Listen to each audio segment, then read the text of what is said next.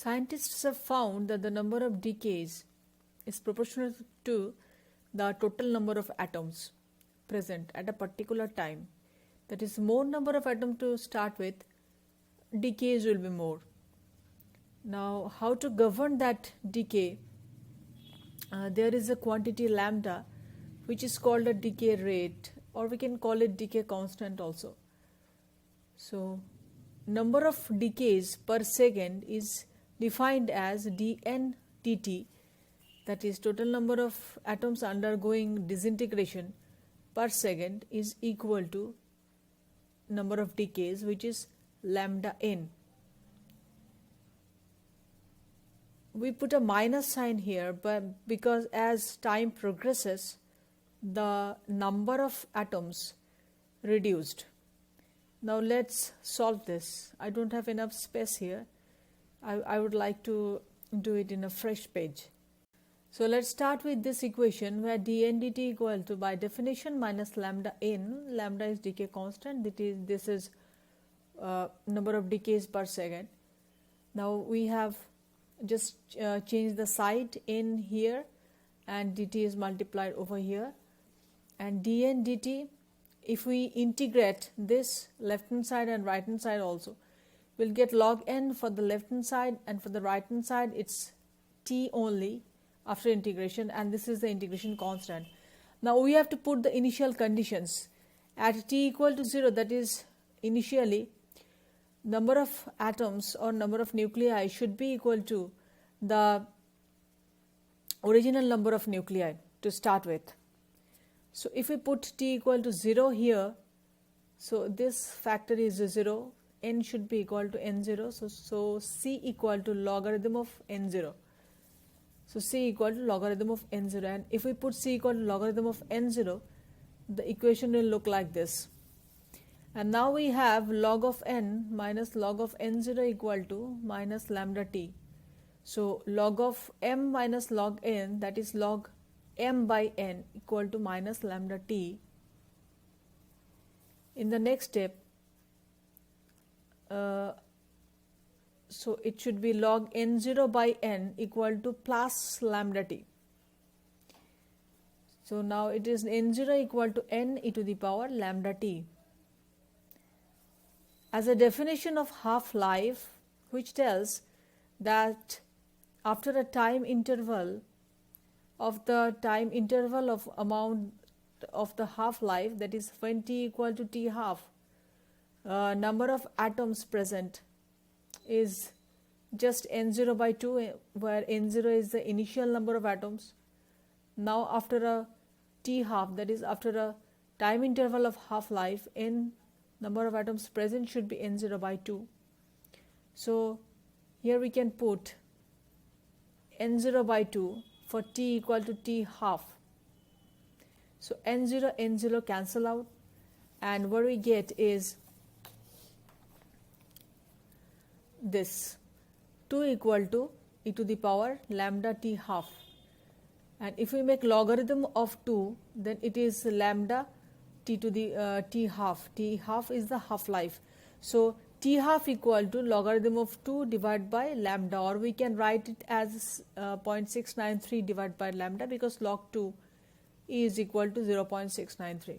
We could write this like this also. Now how this decay happens with respect to time, this is the plot. This is called decay plot. Number of nuclei present initially is 400, for example.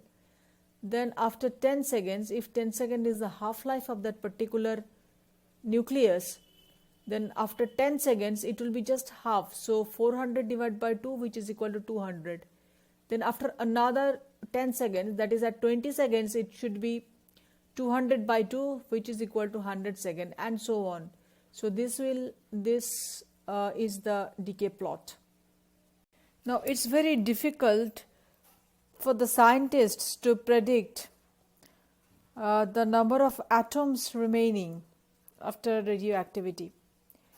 So they investigate the number of emissions per second, and simply, and which is quite obvious also, that if number of emissions becomes half, then number of atoms remaining must be also half. But this is a completely random process.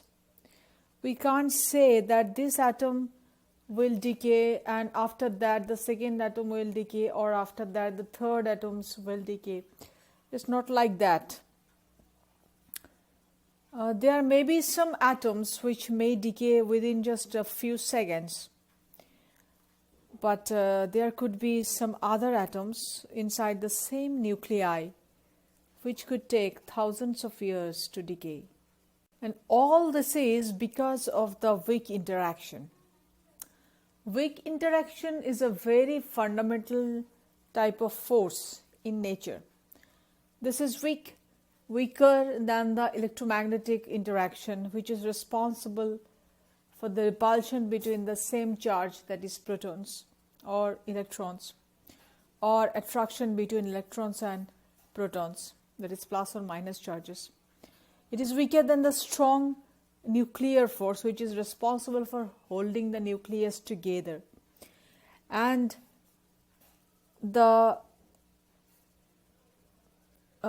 is the quanta boson. This is the particle which is responsible for the weak interaction between particle 1 and particle 2. These are called exchange bosons. Here, for weak interaction, the bosons are quite heavier and they are called gauge bosons. This is Z and W plus minus bosons.